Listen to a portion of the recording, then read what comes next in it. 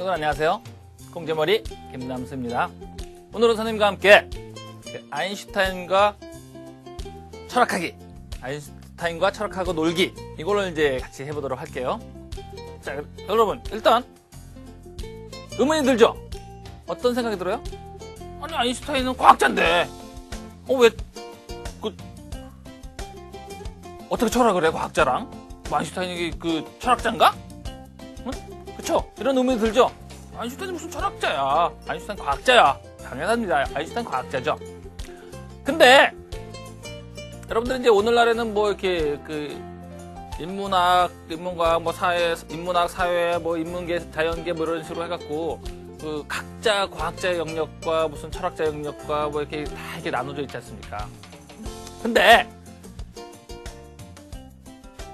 예전에는 그러니까 소크라테스, 플라톤, 아리스토텔레스처럼 또 이제 뭐 공자, 맹자 이런 시대처럼 인류 문명이 이제 비약적으로 막 발전하던 그 당시 시기만 하더라도 철학자와 과학자의 구분이 없었어요. 그리고 철학자와 과학자의 구분은 사실은 최근 200~300년 사이의 문제예요. 근대 시대 때만 해도 뭐 뉴턴, 데카르트 이런 시대만 하더라도 철학자이면서 과학자이면서 수학자이면서 뭐 한 사람이 다 했어요. 그러면 그 당시 그 사람들은 와 철학자이면서 과학자이면서 수학자이면서 다 했으니까 굉장히 천재겠다 이렇게 생각할 수 있겠죠. 물론 뭐 그들은 이제 그 천재인 건 분명해요. 근데 우리가 알아야 되는 것은 철학이나 과학이나 수학이나 이게 기본적인 공통점이 있다라는 거예요. 공통점이 뭘까요? 바로 인간, 우리 자신과 우리 자신을 둘러싼 이 모든 것들, 세계라고 하죠. 이것을 이해하고 설명하고 알아나가는 과정. 이것이 공부이고 학문이고 바로 철학이고 과학이고 뭐 수학이고 이런 학문들이라는 얘기예요. 결국 어떤 이제 뭐 이렇게 그 인물을 우리가 철학자다 과학자다 이렇게 나누고 있고 또 그 학과도 나누고 있고 책도 이렇게 나눠져 있지만은 결국은 이 모든 지식들이 이 모든 내용들이 다 무엇을 말하고 있는 거라고요? 네. 나는 무엇인가? 인간이란 무엇인가? 그리고 나를 둘러싼 이 세계는 무엇인가? 그리고 나와 이 세계의 관계는 무엇인가? 이 세 가지 질문을 그 답을 하는 과정이에요. 그렇기 때문에 이 세 가지 질문에 대해서 입장에서 본다면은 그런 학문의 구분이라는 것은 큰 의미가 없어요. 물론 여러분들은 이제 공부하는 과정에서 그 각각의 학문을 택해서 이렇게 가겠지만은 어느 순간에는 결국은 이 세 가지 질문으로 귀결을 하게 돼요. 모든 그 내용들이. 그렇죠? 이 내용들은 인간이 생각을 하면서부터 지금까지 쭉 이어져 오는 것이죠. 무슨 얘기인지 아시겠죠? 네, 그래서 이 세 가지 질문에 대해서 그리고 이 세 가지 질문에 대해서 나름대로 체계적으로 정리해낸 사람들이 바로 위대한 철학자이고 사상가이고 과학자예요. 우리가 지금 배우는 꽃꽃철에서 배우는 모든 사람들, 그리고 여러분들이 존경하고 따라야 되고 이런 모든 사람들은 거의 모든 사람들은 다 선생님 지금 얘기했던 이 세 가지 문제에 대한 오늘날에도 의미가 있는 그런 답변들을 한 사람들이죠. 그렇죠? 요 세 가지 질문을 잘 기억하세요. 그래서 이 세 가지 질문 중에서 우리가 흔히 세계 그러죠. 세계란 뭐죠? 네. 세계가 단순하게 미국, 영국, 프랑스, 독일 뭐 이렇게 있는 세계의 여러 나라, 이것만 세계가 아니에요. 우리가 흔히 세계라는 말은 뭐 자연이라든지 환경이라든지 우주라든지 이런 모든 말은 공통점이 있어요. 다 뭐죠? 나와 내가 포함된 이 모든 것들을 말하는 거예요. 모든 것들을 말하는 거죠. 그래서 인간은 이 환경 속에서, 이 자연 속에서, 이 세계 속에서, 이 우주 속에서 살아가고 있지 않습니까? 인간은? 그러니까 이 세계를 우리가 알아야 되겠죠? 응? 왜 알아야 되겠어요? 몰라도 돼요? 결국은 내가 누구인가를 알기 위해서는 이 모든 것들을 알아야 돼요. 안다라는 게 굉장히 중요하죠. 모르면 우리가 제대로 살 수 있습니까? 모르고 막 사는 그 생물들은 다들 본능에 따라서만 막 사는 이게 그 생명체들은 되게 뭐 이게 우리가 흔히 동물이라고 얘기하죠. 우리는 동물인 건 분명하지만은 동물과는 다른 그 인간이지 않습니까? 동물성도 갖고 있지만은 인간 고유의 그 생각들이 있지 않습니까? 그렇죠? 그렇기 때문에 인간은 동물과 달리 끊임없이 자기 자신과 자기 주변에 대해서, 주변 세계에 대해서 알아나가려고 해요. 그래서 인간이 다른 만물의 영장이란 말이 표현되는 거고 가능한 거고 인간이 오늘날까지 이렇게 발전해 온 것이에요. 인간 자체가 뭐 이렇게 다른 동물들에 비해서 뭐 탁월한 능력이 있습니까? 코끼리나 뭐 고래처럼 바닷속에서 이렇게 뭐 거대한 덩치를 갖고 있는 것도 아니고, 그렇죠? 뭐 이렇게 호랑이나 사자처럼 날카로운 무기가 있는 것도 아니고, 그 원숭이나 이런 애들처럼 뭐 나무를 잘 타는 것도 아니고 잘 도망다니는 것도 아니고, 그렇죠? 뭐 펭귄이나 얘처럼 돌고래처럼 수영을 잘하는 것도 아니고, 물고기를 막 쫓아다닐 정도로 수영을 잘하는 것도 아니고, 뭐 인간이 갖고 있는 능력이 뭐가 있어요? 다른 동물과 비교해서 인간이 갖고 있는 능력은 없어 사실은. 근데 이 인간이 멸종하지 않고 이렇게 번성해서 이렇게 지구를 대표하는 생물이 된 이유는 뭐가 있어요? 바로 생각하는 능력이죠. 이 생각한다는 것은 주변 환경을 알아나가고 그 알아나가는 내용들을 후세에 전달하는 그런 역할 때문이죠. 우리 세계를 알아나간다는 거예요. 그래서 이 세계를 알아나간다는 측면에서 철학자나 과학자나 차이가 없어요. 특히 우리가 이제 그 과학자인 건 분명하지만 아인슈타인이 이걸 철학에서 다루는 이유는 바로 우리 세계, 우리 주변을 둘러싼 이 세계에 대해서 20세기 그 아인슈타인이 과거에 내려오는 그 무수히 많은 위대한 과학자나 철학자들이 미처 생각하지 못한 내용들을 했기 때문이에요. 정확하게. 우리 세계를 보다 정확하게 알 수 있는 방법을 제기했기 때문이에요. 그래서 20세기에 있어서 인류에게 가장 큰 영향을 준 사람은 아인슈타인이라고 하죠. 물론 아인슈타인이 여러분들 개개인들한테 다 영향을 준 건 아니에요. 근데 세계에 대해서 알아나가고 자기 자신에 대해서 알아나가려고 탐구하는 이런 그 학자들이나 공부하는 사람들의 입장에서 봤을 때 아인슈타인이 없었다고 한다면은 아인슈타인의 그런 내용들이 없었다고 한다면 우리는 아직도 과거에처럼 세상을 보고 과거처럼 이렇게 우물한 개구리처럼 이렇게 세상을 본다는 얘기죠. 과거의 어떤 제한된 범위 내에서만 세계를 이해할 수 있다는 얘기죠. 아인슈타인으로 인해서 이것을 벗어나서 더 넓은 세계를 볼 수 있게 된 것이죠. 자, 그러면 아인슈타인이 무엇을 얘기했기 때문에 그런 일이 가능했는가? 이걸 우리가 이제 알아보도록 하죠. 워크업을 통해서.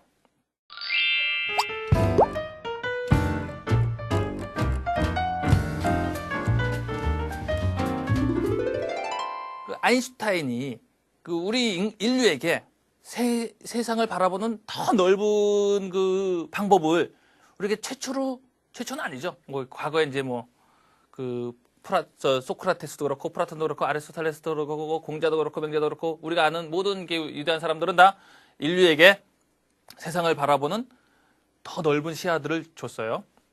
근데 이들보다도 더 비약적으로 볼 수 있는 그 틀을 줬다고 했어요. 근데 그런 아인슈타인이 어렸을 때부터 그렇게 뭐 이렇게 그런 걸 알고 있었을까요? 아인슈타인도? 그쵸? 아인슈타인이 어렸을 때부터 태어나면서부터 빛이란 이런 거고 상대성 이론은 이거야. 응? 그러면서 뭐 다 생각이 됐을까요? 아니죠. 아인슈타인도 그 과거에 이렇게 축적되어 온 쌓여진 그런 지식들을 근거로 해서 그것들을 발전시킨 거죠. 아주 창의적으로. 근데 그 결론이 너무나 놀랍기 때문에 우리가 일상적으로 생각하기에는 너무나 놀랍지만은 그게 또 정확하기 때문에 우리의 그 세계를 보는, 우주를 보는 그 마음이 그 시야를 넓혀준 것이죠. 근데 이제 이런 아인슈타인도 어렸을 때는 여러분들하고 똑같아요. 근데 다만 다른 게 뭐죠? 우린 보통 사람들은 그냥 그냥 어떻게 하면 재밌게 살까? 어떻게 뭐 맛있는 거 먹을까? 어떻게 하면 남보다 잘날까? 되게 이제 이런 고민들을 많이 하죠. 물론 아인슈타인도 그런 고민을 했을 거예요. 그렇지만 아인슈타인은 그런 그 고민보다 더 포괄적인 고민을 했죠. 그게 뭐죠? 아인슈타인이 5살 때 아버지한테 그 나침반을 선물 받았어. 나침반 아시죠? 여러분 이게 딱 보면은 동서남북을 가리키지 않습니까? 이게 그 동서남북을 가르치는데 이게 우리가 막 흔들고 막 이렇게 나침반을 위치를 이렇게 뭐 어디다 놓든지 바꿔 놓든지 간에 딱 놓으면은 얘는 나침반은 결국은 북극과 남극을 가르치죠. 북과 남을. 신기한 거야. 그냥 단순하게 보통 사람들은 웃기네. 얘 왜 이래?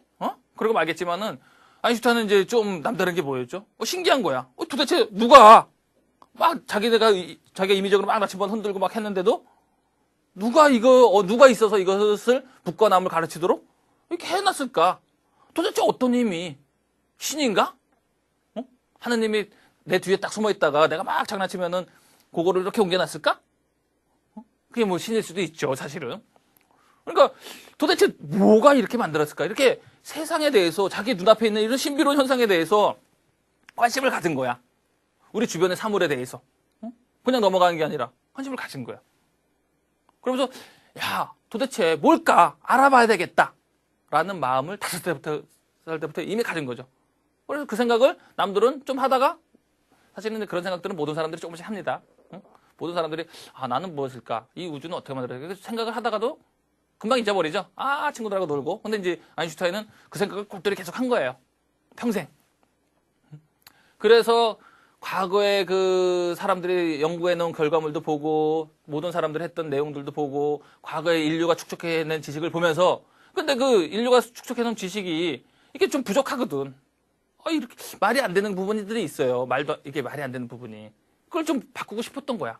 그 말도 안 되는 부분들 중에 하나가 예를 들어서 이제 그 대표적인 게 이제 그 아인슈타인이 그 인류에게 그 영향을 준 가장 대표적인 것 중에 하나가 우리가 흔히 알고 있는 그 시간과 공간이 무엇인가? 여기에 대한 그 설명을 했어요. 또 빛이 무엇인가 도대체 빛이 뭐죠? 뭐 햇빛이죠. 햇빛이라든지 무슨 뭐 이게 전등빛이라든지 어떤 밝게 만들어주는 거, 이 빛. 이게 도대체 무엇인가? 우리는 그냥 뭐 태양이 있으니까 낮이 있고 태양이 이걸 타니까 밝은 거 아니야? 그렇게 생각하고 말죠. 뭐 스위치 눌러서 전기가 들어와서 전등이 불이 밝아지니까 밝은 거 아니야? 이렇게 생각하죠. 그렇죠? 근데 이제 뭐 시간도 마찬가지고 공간도 마찬가지고 시간은 뭐 그냥 시계죠. 우리가 보기에는 시간. 몇 시구나 지금. 근데 이 시간이 도대체 어떤 성질을 갖고 있을까? 이거 별로 궁금해하지 않죠. 공간 그럼 뭡니까? 선생님이 여기서 얘기하고 있지만 여기서 떨어진 저 앞에 카메라가 있는데 여기 이 사이가 뭡니까? 비어있죠. 공간이죠. 빈 공간이죠. 이 공간이라는 게 무슨 의미일까? 이런 거 생각 안 하죠. 그렇죠? 빛도 마찬가지고. 이런 생각들이 과거서부터 쭉 의문이 되어 왔어요. 근데 누구도 여기에 대해서 명확하게 설명을 못 했죠. 그 빛은 특히나 우리 빛을 한번 보세요. 제가 이렇게 밝은데 햇빛이 이렇게 밝은데 그 빛이 이렇게 쭉 오지 않습니까? 근데 빛을 여러분 만질 수 있어요? 빛을 주머니에 담아둘 수 있어요? 그렇죠? 빛을 만질 수도 없고 이거 냄새 맡을 수도 있고 그냥 눈에만 보일 뿐이야. 이거 웃기잖아 이게. 그렇죠? 우리가 무엇을 전달하기 위해서는 뭐 이게 덩어리가 있어야 되는데 이게 그것도 아니고 그냥 오는 거야. 덩어리도 없이. 이게 넓은 공간 속에. 도대체 빛의 특징이 뭘까? 그래서 사실은 빛이라고 하는 것은 아인슈타인이 관심 갖기 이전서부터 아주 중세 때 그 이전서부터 모든 사람들의 관심이었어요. 빛이 뭘까? 그래서 사실 중세 때는 이 빛을 그 신을 증명하기 위한 이건 신의 선물이다. 신의 작품이다. 인간이 어떻게 만들 수 있는 것이 아니라 신에 의해서 이게 빛이 전달된다. 이런 식의 설명이 됐어요. 빛이 하얀 것은 그래서 천사들은 다 하얀 옷 입지 않습니까? 그게 천사들이 다 하얀 이유가 다 이 빛과 연관되기 때문이에요. 그리고 이 지구상의 생명체가 살고 있고 사람이 살 수 있는 것은 다 뭐 때문입니까? 빛 때문이죠. 태양빛. 태양 에너지가 그 식물에 해서 식물이 그 광합성을 해서 그 식물이 그 광합성을 해서 이제 식물이 자라면은 그것을 또 초식 동물들이 먹고 육식 동물들이 먹고 인간이 먹고 그래서 우리가 살고 있지 않습니까? 그러니까 모든 에너지의 원천이면서도 우리가 명확히 알지 못하던 거였죠. 그래서 이것을 단지 신의 선물이다라는 게 쭉 생각이었어요. 그래서 하얀색이 좋은 것이고, 하얀 게 좋은 것이고 천사들은 다 하얀색이었죠. 근데 그래서 이런 관심들이 많았는데 이것을 그 빛이 원래 하얀색이 아니다라는 것을 밝힌 사람이 있죠. 누구죠? 뉴턴이죠, 뉴턴. 이게 프리즘을 딱 해갖고 빛이 이게 하얀색이 아니라 사실은 빨주노초 파남 뭐 여러 색깔들이 모여 있는 것이다. 그러니까 사람들이 어때요? 막연하게 신비롭게 생각했던 빛을 과학자에 의해서 원래 하얀색이 아니었네? 여러 색이 합쳐졌네? 그래갖고 신기했겠죠? 그래서 사람들이 막 비난했어요. 뉴턴은. 야, 너 장난치지 마. 그 프리즘 거 이상한 거 만들어갖고 그래 장난치지 마. 뭔가 여기서 속임수가 있을 거야. 이렇게 생각했어요. 그러니까 그런 걸 예상한 이제 뉴턴이 또 빛을 프리즘을 통해서 이렇게 분산을 시켰지. 이렇게 여러 색깔로. 하나의 하얀 빛을 나눴죠. 이걸 다시 프리즘을 통해서 하나로 모은 거야. 우리가 지금 태양빛처럼 이렇게 하얀 빛으로 만든 거예요. 그러니까 사람들이 어떻게 생각했어? 야! 신의 선물인 줄 알았는데, 이것을 빛을 맘대로, 여러 색깔로 만들었다가 다시 하나로 만드는구나. 그럼 그 뉴턴은 뭐가 되는 거야? 신처럼 떠받들게 되는 거죠, 과학자가. 그래서 과학자가 존중을 받게 되는 거예요, 사람들한테. 그러면서, 이거 모든 우리가 잘 모르는 것을, 신이 하는 거다, 이렇게 생각하지 말고, 과학을 통해서 알아나가야 되겠구나라고 해갖고 그때부터 그 당시부터 과학이 막 발전하게 된 거예요. 우리가 그 이전에는 우리가 잘 모르는 거 있으면은 신이 그랬어, 신이 만들었어, 뭐 신이 그렇게 한 거니까 우리가 뭐 그냥 따라갈 뿐이지 이렇게 생각했는데 아닌 거야. 다 신이 만든 건 줄 알았더니 알고 보니까 사람이 파악해 들어갈 수 있는 거더라 이거예요.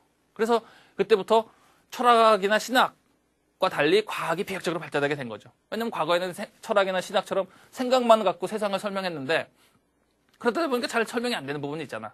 근데 이제 그 실험을 통해서 과학적인 실험을 통해서 우리가 알아나갈 수 있으니까 과학이 더 확실한 거구나. 눈에 바로 보이니까.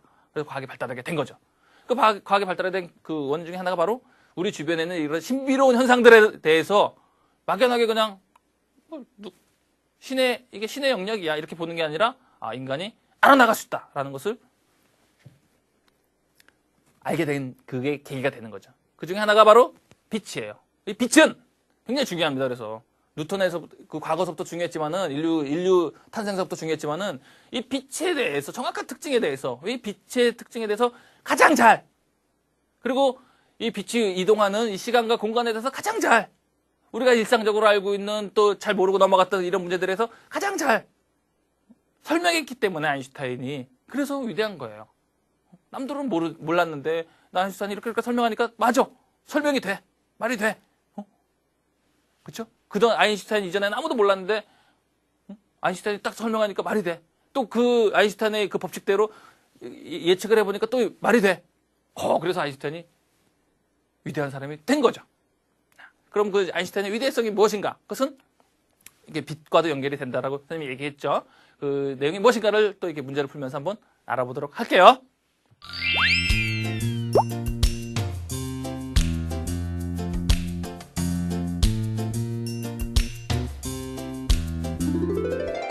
그 이제 빛을 포함해서 이게 시간과 공간, 요게 이제 서로 이렇게 연결이 되는데요. 여기에 대한 설명을 아인슈타인이 정확하게 했다고 했죠. 그럼 그 이 빛과 그 시간과 공간이 어떤 서로 연관이 되는가? 그리고 우리에게 어떤 의미가 있는가? 이 부분에 대해서 과거에는 잘 설명을 못했어요. 근데 이제 아인슈타인이 정확히 설명했는데 우리 주변의 한번 사물들을 보세요. 우리 주변의 사물들은 다 어떤 특정한 위치를 차지하고 있죠. 그렇죠? 어떤 공간적인 위치를 차지하고 있어요. 그리고 이 사물들은 시간이 지나면 또 변화해 나가요. 위치가 바뀌거나 모양이 바뀌거나.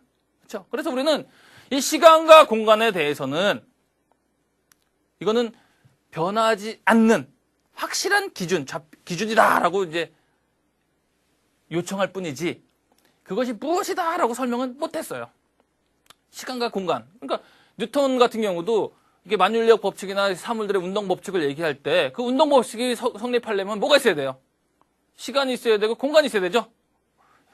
여기 선생님 손이 여기 있다가 여기로 옮겼어. 여기로 이동했어요. 그러면 이 과정에서 뭐가 있어요? 공간이 이동됐고 여기서 이동하는 거리만큼 또 이렇게 시간이 변화가 됐죠. 이처럼 이 시간과 공간은 인간이 세상을 보는 가장 기본 틀이에요. 이 시간과 공간이. 그렇죠? 그래서 우리 동양 그 철학에서도 과거 2, 3천 년부터 이 시간과 공간을 굉장히 중요시하게 생각했어요. 그러니까 예를 들어서 이제 그 회남자라는 책을 보면은 그 우주라는 말을 우리는 그냥 지부집주 해갖고 그냥 집이 커다란 집인가 보다 이렇게 우주를 알고 있는데 원래 우주의 뜻은 그게 아니에요. 뭔가 하면은 그 천지사방을 고왕금내왈 주 이런 말이 있어요. 천지사방 뭡니까? 천지는 위아래, 사방은 뭐예요? 동서남북. 이게 뭘 나타내죠? 공간을 나타내죠. 공간. 이 공간이 공간을 뜻하는 말이 우고 고왕금내. 옛 것은 가고 오늘은 뭐 이게 현재는 새롭게 온다. 시간이 흐른다. 과거, 현재, 미래로 흐른다. 이게 이제 주라는 얘기죠. 그러니까 그 동양에서도 세계를 볼 때 이게 우주를 바라볼 때 우주라는 말은 공간과 시간이라는 어떤 틀을 가지고 세상을 보는구나. 이걸 나타내는 거죠. 그러니까 이 공간과 시간이라는 것은 그래서 이 칸트 이제 근대 철학을 완성한 칸트에 의하면은 세상을 바라보는 이게 이제 인간이 태어날 때부터 갖고 있는 그 선언적 형식이라 그랬어요. 이게 인간 개개인들이 다 공간과 시간이라는 것들을 갖고 있기 때문에 그 생각을 그 틀을 갖고 있기 때문에 세상을 보고 세상이 변화되는 것을 안다라고 얘기했죠. 근데 이런 공간과 시간을 중요시한 사람은 뉴턴이에요, 사실은. 뉴턴이 이렇게 운동 법칙을 얘기할 때 뭔가 얘기하려면 시간과 공간이 있어야 되는데 시간과 공간은 그래서 대전제로서 뭔가를 설명하기 위해서 반드시 필요한 그것으로서 요청이 된 것이지 그것이 무슨 특징인가 이것을 이제 정확하게 설명을 못했죠. 근데 아인슈타인은 시간과 공간의 특징을 가장 정확하게 설명을 했어요. 뭘 갖고 설명했냐면 바로 1905년이나 1906년인가 그때 이제 아인슈타인이 발표한 그 특수상대성 이론 때문이에요. 이 특수상대성 이론은 뭔가? 이거 한마디로 얘기하면요. 그 운동의 상대성 플러스 광속불변의 원칙이에요. 자, 광속불변의. 그러니까 광속불변의 원칙. 그러니까 빛은 뭐예요? 1초에 30만 킬로를 간다고 하는데 여기서부터 이제 빛이 나오는 거죠. 그러니까 과거에는 뉴턴 같은 경우는 세상의 산물을 설명할 때 그냥 시간과 공간의 틀만 갖고 설명을 했어요. 근데 시간과 공간의 그 틀만 갖고 설명하는데 설명이 안 되는 부분들이 있어. 어떤 건가 하면은 예를 들어서 이제 어떤 이게 이제 그 운동의 상대성과 연관이 되는데 그리고 운동의 상대성은 사실은 이제 아인슈타인 이전에 갈릴레오가 이제 먼저 이제 얘기를 했죠. 그리고 우리가 이제 일상생활에서 흔히 느끼는 거야. 예를 들어서 어떤 이제 자동차가 100km를 휙 달려. 그리고 우리가 가만히 서서 이게 자동차를 보면 어때요? 굉장히 빠르죠? 휙 지나가니까. 그쵸? 근데 여러분들이 만약에 100km로 달리는 자동차를 여러분들도 100km로 달리는 자동차를 타고선 그 100km로 달리는 자동차를 한번 보세요. 그럼 어때요? 옆에 있는 차가 100km로 쉥 달리는 것처럼 보여요? 아니죠? 가만히 보니까 옆에 있는 차는 서 있는 것 같아. 응? 나도 이제 가만히 있으니까. 그쵸? 차 안에 가만히 있었으니까. 이게 이제 등속 운동이라고 하는데, 그러니까 같은 속도로 쭉 가면 우리는 별로 이렇게 움직인다는 느낌은 못 들어요. 차가 이제 가속, 그러니까 뭐 확 갑자기 빨라지거나 갑자기 느려지거나 그러면 우리는 속도를 느끼는데, 우리가 그 등속 운동을 가만히 가면 우리는 그 정지되어 있는 것처럼 느껴요. 예를 들어서 이 지구도 엄청 빠른 속도로 막 그 태양 주위를 돌고 있지 않습니까? 응? 자동차보다 훨씬 빠른, 비행기보다 훨씬 빠른 속도로 태양 주위를 공전하고 있음에도 불구하고 우리는 어때요? 그걸 느껴요?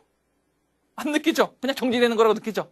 네. 그러니까 이런 등속 운동에 하는 입장에서 봤을 때, 관측자의 입장에서 봤을 때 각각의 운동하는 그 대상들은 운동 속도가 달라질 수 있다는 얘기예요, 느끼는 게. 그러니까 이 얘기가 무슨 얘기인가 하면요.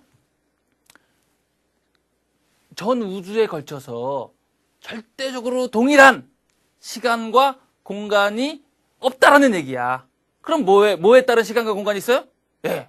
관측자에 따라서, 누가 어디에서 관측하느냐에 따라서 시간과 공간이 달라질 수 있다는 얘기예요.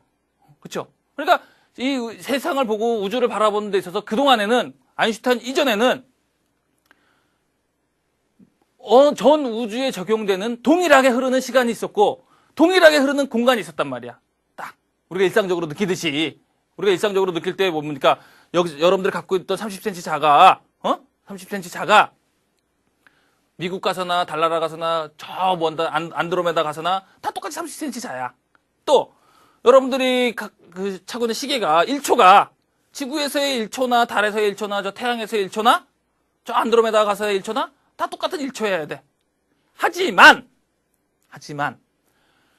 운동의 상대성에 따라 그 관측자, 등속 운동하는 관측자 입장에서 봤을 때, 그리고 어떤 속도로 운동하느냐에 따라서, 어떤 상황에 있느냐에 따라서 그 시간과 공간이 달라질 수 있다라는 얘기예요.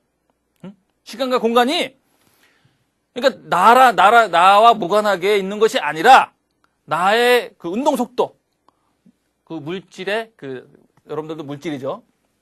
나에게 속한 속성이란 얘기예요. 그러면 그 기준이 뭐냐면 바로 빛이야, 빛. 과거에는 그 시간과 공간을 가지고 세상을 봤다라고 한다면은 지금은 이 빛이라는 광속 불변의 이제 원칙이라고 하죠. 이 빛에 의해서 빛을 기준으로 세상을 보게 다시 이렇게 그 설명한 것이 바로 아인슈타인이란 얘기예요. 그래서 실질적으로 그 지구 위에서의 1초는 그 태양에 가서 재면은 그 1초가 아니야. 1.0000002초가 돼. 더 늘어나는 거예요. 그러니까 시간과 공간이 늘었다 줄었다 하는 거예요. 지금 우리 입장에서 봤을 때는. 그러니까 시간과 공간이 균일하게 돼 있는 것이 아니라 물질의 속성, 물질에 따라서, 물질의 운동이나 물질의 특성에 따라서 달라질 수 있다라는 것을 보여준 거야. 그러니까 시간도 빠르게 갈 수 있고 느리게 갈 수 있고, 공간도 늘어날 수도 있고 줄어들 수도 있고, 이걸 보여준 거예요. 이게 이제 특수상대성 이론이죠. 이 특수상대성 이론을 전 우주까지 확대해갖고 중력과 연관지어서 설명한 것이 바로 일반 상대성 이론이에요. 그러니까 이런 그 아인슈타인의 그 상대성 이론은 우리가 우주를 바라볼 때 있어서, 그리고 시간과 공간을 바라보는 데 있어서 과거와는 다른, 과거는 뭐였어요? 모든 사람들이 다 따라야 되는 동일한 기준이 있었어. 시간과 공간이 뭔지도 모르지만 모든 사람이 다, 모든 자연 대상물이, 모든 우주가 다 적용되는 동일한 기준, 시간과 공간이 있었어. 근데 아인슈타인은 어때요? 동일한 시간과 공간은 없다라는 얘기예요. 우리가 빨리 움직이면은, 빛처럼 빨리 움직이면은 시간이 정지될 수도 있어. 공간이 정지될 수도 있고. 그러니까 우리 주변에서 보는 이 세상들을 단순하게 지금 그 모든 동일한 기준으로서 볼 것이 아니라 각각의 그 기준에 따라서, 사람도 마찬가지고 달도 마찬가지고 태양도 마찬가지고 우주도 마찬가지고 각각의 그 속성에 따라서, 물질의 속성과 그 속도에 따라서 달라질 수 있음을 보여준 거예요. 그래서 이런 이제 그 공간이 휘어져 있고, 그리고 시간도 느리게 갈 수 있고 빠르게 갈 수 있다라고 하는 생각은 사람들에게 놀라움을 주는 거죠. 놀랍지 않아요? 모든 것에 다 적용되는 그 기준이 달라질 수 있으니까. 그럼 기준은 뭘로 바뀌었어요? 바로 광속으로 바뀐 거, 광속의 특징을 설명하면서 모든 걸 바꾼 거예요. 그렇죠? 그럼 광속은 무슨 특징이 있는가? 하고 이제 다음 문제에서 한번 같이 좀 풀어보도록 하죠.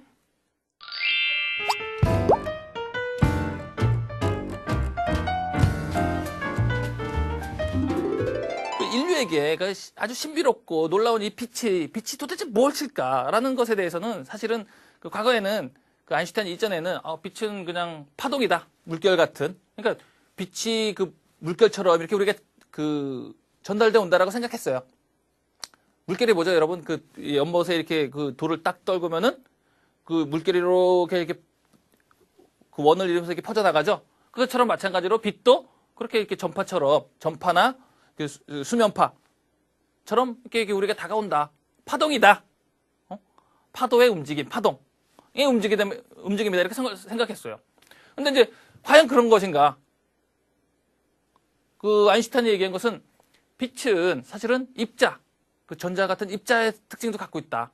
그러니까 빛뿐만이 아니라 빛을 포함해서 우리 주변에 있는 모든 사물들은 입자성과 파동성을 동시에 가져요. 그러니까 이제 파동이라고 하는 것은 뭐죠? 이게 이제 에너지의 흐름이죠. 에너지가 흐르죠. 입자라는 것은 뭐예요? 이게 알갱이죠, 실체. 이게 모든 이 사물은 이 두 가지 성질을 다 갖고 있어요. 근데 이제 아인슈타인 같은 경우는 과거의 사람들이 일반적으로 생각했던 것을 사실은 입자성도 갖고 있어요. 이게 이제 그 실험을 통해서 이제 그 아인슈타인이 그 증명을 해냈죠.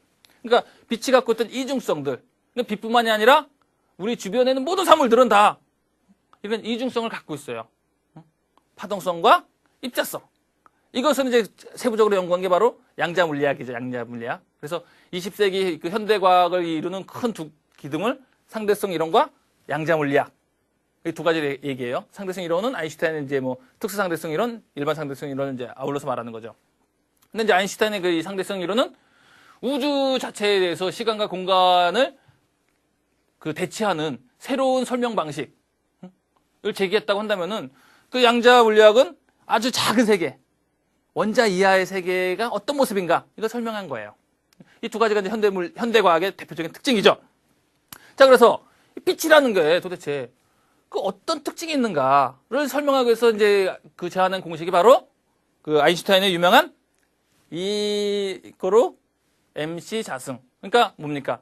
에너지는 질량 곱하기 광속의 제곱이다. 라는 얘기예요. 그러니까 에너지.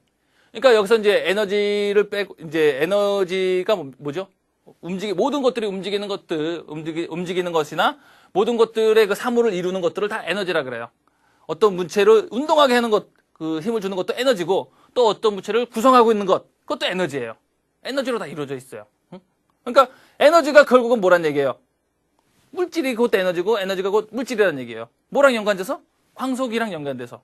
그러니까 결국은 우리 주변을 이루고 있는 그 신비로운 대상들이었던 그 각각의 산물들이나 또 이것들을 움직이게 하는 에너지나 또 우리 눈에 보이는 햇빛이나 빛이나 이 요소들이 우리를 둘러싼 이 환경들이 결국은 어때요? 서로 관계를 맺고 있다라는 것을 증명한 것이죠. 관계를 맺고 있다는 것은 뭐예요? 변환이 가능하다는 얘기예요. 서로 밀접한 관계가 있다는 얘기는. 그러니까 빛은 물질이 될 수 있고 물질이 빛처럼 될 수도 있고 물질이 에너지로도 될 수 있고 에너지가 물질이 될 수 있다는 얘기예요. 이것을 빛을 설명하면서 빛의 특징을 설명하면서 만들어낸 공식이죠. 그래서 우리는 그 에너지라는 것을 그 물질과 에너지 관계에서 그 아인슈타인의 이 공식을 적용해갖고 그 뭡니까 원자력 발전을 하지 않습니까? 그렇죠? 조그만 그 우라늄에서 엄청난 그 에너지를 만들어내죠, 전기를. 진짜 석탄, 석유를 아주 뭐 산더미처럼 태워야 되는 얻을 수 있는 에너지를 요만한 물질에서도 만들 수 있는 거예요. 그 물질의 특성에 따라서. 그렇죠? 그리고 또 하나 뭡니까? 우리 주변에서 우리는 빛은 빛이고, 그렇죠? 저 물질은 물질이고, 응? 에너지는 뭐 석탄, 석유를 통해서 나오는 그 에너지는 에너지고 이렇게 생각했는데 결국은 뭡니까? 인간을 둘러싼 이 모든 것들이 인간을 포함해서 서로 변화가 될 수 있다라는 거, 서로 연결돼 있다라는 거. 이것을 이제 공식으로 제기한 것이죠. 무슨 얘기인지 아시죠? 세상이 그러니까 우리 인간의 눈으로만 보면 세상에 각자 서로 뭐 상관없는 별개의 것으로 보이지만은 결국은 다 하나로서 연결이 될 수 있다는 얘기예요. 이런 생각들은 사실은 그 과거의 그 동양 철학자들이 많이 얘기했죠. 그러면서. 그렇죠? 기가 변해서 뭐가 만들어지고 기에 의해서 기가 뭔지는 딱 정확하게 얘기는 안 하지만은 기를 에너지로도 보고 어떤 우리 각각의 사물들도 기라고 보고 그렇죠? 그러니까 이런 기와 같은 거예요. 기. 그래서 기에 의해서 모든 것들이 이렇게 분화돼서 사물이 만들어지듯이 아인슈타인도 그 과학에 의해서 우리가 보는 그 대상들이 서로 분리되어 있지 않음을 이제 증명을 해낸 것이죠. 그리고 이런 그 아인슈타인의 그 이론들이 실질적으로 실험을 통해서 증명이 됐어요. 그 이제 선생님 이제 그 꼴코철 본문에 보면 나와 있겠지만 이 실험을 통해서 증명이 됐어. 정말 공간이 동일한 것이 아니라 공간이 휘어져 있구나. 정말 시간이 변화될 수 있구나. 운동에 따라서. 이런 게 실험으로 증명이 됐어요. 그렇죠? 과거의 사람들이 생각 못했던 거. 그러니까 우리가 일상적으로 보는 시간과 공간의 개념으로 일상적으로 세상을 보는 것과는 다른 세상이 하나로 연결돼 있고 상호 연관관계가 있구나. 그리고 시간과 공간은 고정되어 있는 것이 아니라 변화되는구나. 이런 새로운 인식을 우리에게 주었다는 얘기죠. 그래서 아인슈타인이 훌륭한 과학자이자 인간들의 생각하는 그 생각의 범위를 넓혔기 때문에 훌륭한 철학자이기도 한 것이죠. 그 아인슈타인에 대해서 이제 각각의 내용들을 여러분들이 이제 그 책을 통해서 보고 여러 자료들을 보겠지만은 가장 핵심은 바로 빛의 특성을 이용해서 이 시간과 공간을 설명해 냈다라는 것이에요. 그러면서 우리는 이 아인슈타인 생각을 그 일상적인 눈이 아니라 그 철학적인 생각으로 과학적인 생각으로 바라보면은 이 세상을 바라보는 그 시선이 달라질 수 있어요.